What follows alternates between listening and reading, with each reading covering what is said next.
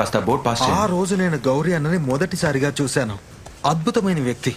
15-20 మందిలో కూడా మా కోసం టైం కేటాయించారు. ఇక నేర్పించారు యూపీఎస్సీ యొక్క ఆట. ఎప్పుడైనా వైకుంఠపాలి ఆడారా? ఆడా. ఎస్, ఇలాంటిదే యూపీఎస్సీ కూడా. జాగ్రత్తగా చూడండి. ఇక్కడున్నారు మీరు. యూపీఎస్సీలో మొదటి పాయింట్ ప్రిలిమ్స్ చదవడం. మీలాంటి హిందీ మీడియం వాళ్ళు 2 లక్షలకు పైగా రాస్తారు.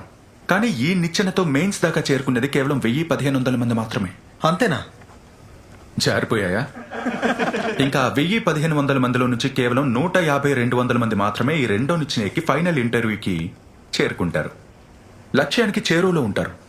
కానీ ఇక్కడ కూర్చునున్న విషయం నాకుంది కదా, ఇది ప్రతి 10 మందిలో 8 మందిని కాటేస్తుంది. ప్రతి సంవత్సరం 2 లక్షల మంది హిందీ మీడియం విద్యార్థుల్లో నుంచి కేవలం 20-30 మంది మాత్రమే అవ్వగలరు ఐఏఎస్, ఐపీఎస్.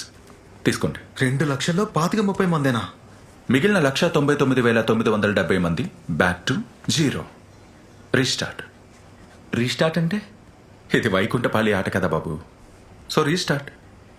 నేను 5 సంవత్సరాల్లో 5 సార్లు ఫెయిల్ అయ్యాను. 5 సార్లు రీస్టార్ట్ చేశాను.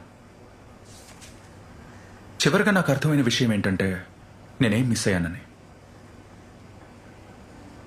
మోటివేషన్. ఆ రోజు ఈ యూనిఫామ్ తెచ్చిపెట్టుకున్నా. ఏదో ఒక రోజు ఈ యూనిఫామ్ వేసుకుని మా ఊరికి వెళ్ళాలని నిర్ణయించుకున్నాను.